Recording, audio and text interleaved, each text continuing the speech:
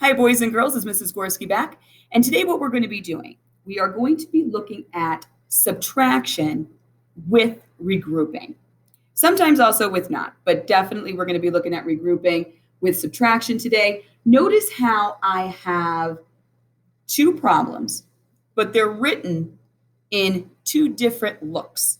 So my first one is horizontal. You notice that it's going across. And then I also have it in a vertical sense, which means it's going up and down. And the reason why I do that is because so you can see exactly what we're doing to subtract the problem in just some different ways. So in case you were looking at it from a different perspective, you understand what you're seeing there. So we've done this before. I had a prior video that we did a breakdown method when we had a 2-digit minus a single-digit number. And we did the breakdown and we had to find a combination that was able to link to the ones place in my 2-digit number to bring it down to that 10. So it was easier for us to mentally subtract. However, when we look at the method of regrouping, sometimes you're going to have problems that are going to work out that you could subtract normally. Sometimes you're not. So we're going to have to take an additional step in order to solve correctly. So first, let's take a look at what we have. We have 29 minus 6. So anytime I want to do a subtraction problem, I'm kind of focusing on the place value pieces of it. So when I subtract, I like to focus right in on my ones. So when I'm thinking about it, 9 minus 6. So notice how I also put it in the vertical sense, 9 minus 6. You always have to ask the same question to yourself. If I have 9, can I take 6 from that? So you have to think, is 9 a greater number than 6? Yes. So notice how I also have the 9 circled over here because that is the greater number. Sometimes I would always tell my second graders, I always have a little rhyme. More on top, no need to stop. More on the floor, go next door. So here, since my greater number is on top, no need to stop. I'm going to be able to go ahead and subtract without a problem. I'm going to be able to subtract without the need to regroup. So here we go. So if I have 9, which I do right here, and could I take away 6? Yes, I can. So I'm going to do 1, 2, 3, 4, 5, 6. So this is what I'm taking away. This is now what I have left. So what I want to do, I have 3 ones left here. 9 take away 6. I also have 3 ones left here. So now it's not going to have any kind of impact on my tens place, my 2 10s. I'm just going to keep that the way it is. That would be basically 2 minus 0. There's nothing there to subtract from, and therefore my difference or my answer will be 23. That's fine. Easy peasy. All done. I like subtraction like that. Let's go into our next one, though. I have 43 minus 5. Also notice I have 43 minus 5 in the vertical sense. Now, take a look at where I have my numbers circled. And remember my little rhyme. More on top, no need to stop. More on the floor, go next door. So obviously, my larger number is on the floor. So if you were to subtract, and you have to ask yourself the question, 3 minus 5. 3 minus 5. You have this much in ones. You need to take this much in ones. Is it possible? Not in my ones case here. So therefore, now we have to go into the realm of regrouping. So when we subtract to regroup, notice in my little rhyme, I said, go next door. So in this case, next door is going to be my tens place. So I'm going to go to my 4 tens, and I'm going to take one. I'm not going to take it and toss it. I'm going to take it and regroup it. So what I'm going to do with this 10, I'm going to now change it into 10 ones. So I already have my 10 ones over here. 2, 4, 6, 8, 10. So I kind of broke it down. I changed the look of it. It's no longer a 10 stick, it's 10 ones because I'm subtracting from ones. So now, here's the big thing. What do I have now? So this is what we're going to do. We're going to show it in a picture form. We're going to show it also in our vertical form. So let's just show you what I did right now in my vertical form. I went next door and I took 1 10. So how many 10s do I have left now? 3. I broke down that 10 into 10 ones. What do I have now? 1, 2, 3, 4, 5, 6, 7, 8, 9, 10, 11, 12, 13 ones. So sometimes I just like to go ahead and put my 1 there to show that 110 is now no longer a 3, it is a 13. So here's the big question now. I have 13 ones. Can I take 5 from that? I sure could. So here we go. 1, 2, 3, 4, 5. So now let's count up and see how many ones we have left. 1, 2, 3, 4, 5, 6, 7, 8.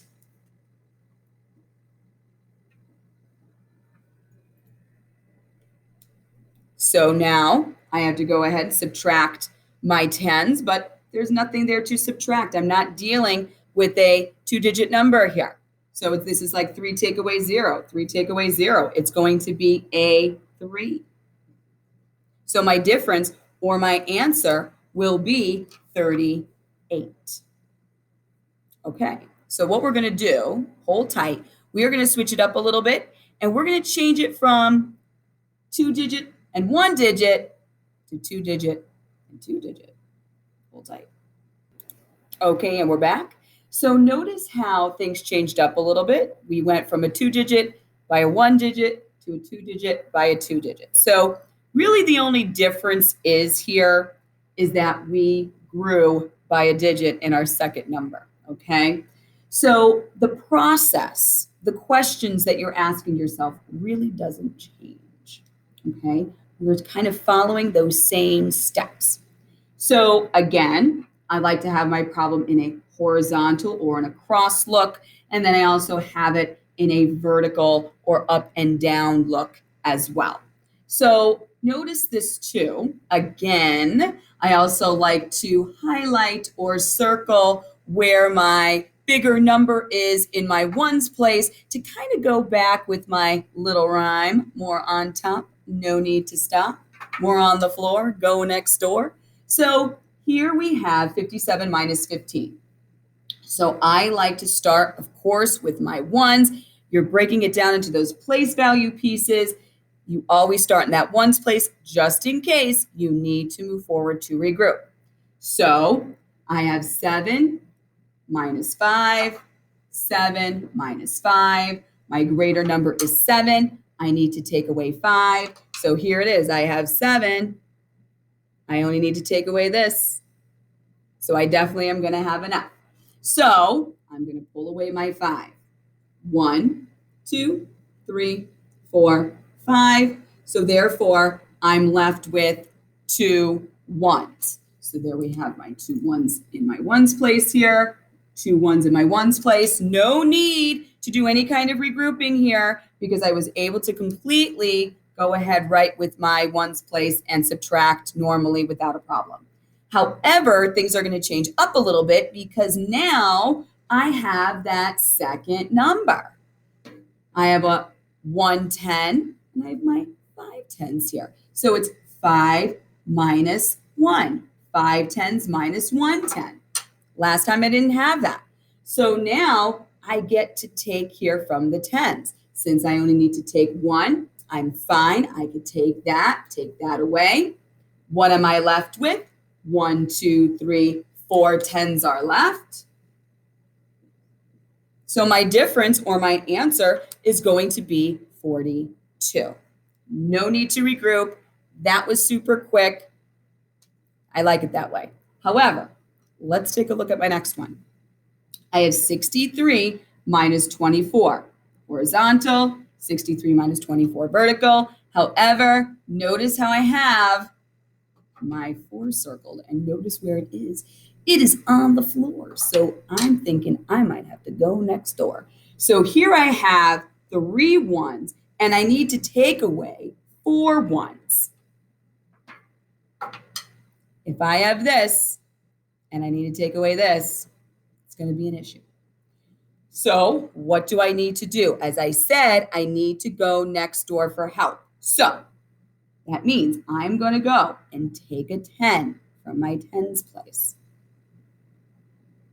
I am going to take it. It is going to change into 10 ones. So here I'm going to bring it up. 2, 4, 6, 8, 10. Let me make sure I reflect that now in my vertical form here. What did I do? I went next door. I took a 10. So now I have 1, 2, 3, 4, 5. 5. What did I do with that 10 that I took? I regrouped it to make it into 10 individual ones. And now, let's see how many we have before I go ahead and put it there. 1, 2, 3, 4, 5, 6, 7, 8, 9, 10, 11, 12, 13. There's that 10. It's no longer a 3, it's a 13. So can I go ahead and regroup? Is my number on top bigger? It sure is. So what I'm going to do, I could go ahead now and subtract my 4 ones. 1, 2, 3, 4. What am I left with now in my ones place? 1, 2, 3, 4, 5, 6, 7, 8, 9.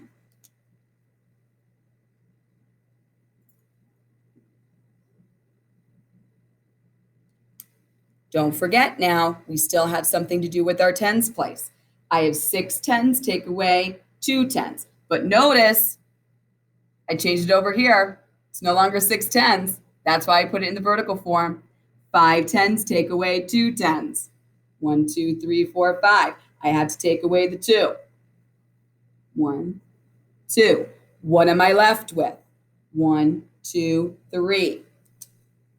3 tens here.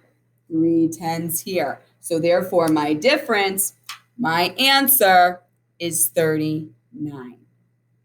So boys and girls, this is a little bit more of a difficult concept, okay? When we subtract to regroup. When we add to regroup, it's a little bit easier because we're taking those ones and we're adding them all up and we're seeing if we can make an additional 10. Okay, we add everything up. Addition's nicer that way. When we had to regroup to subtract, you kind of have to reconfigure the number. It doesn't change, just the look of it does a little bit.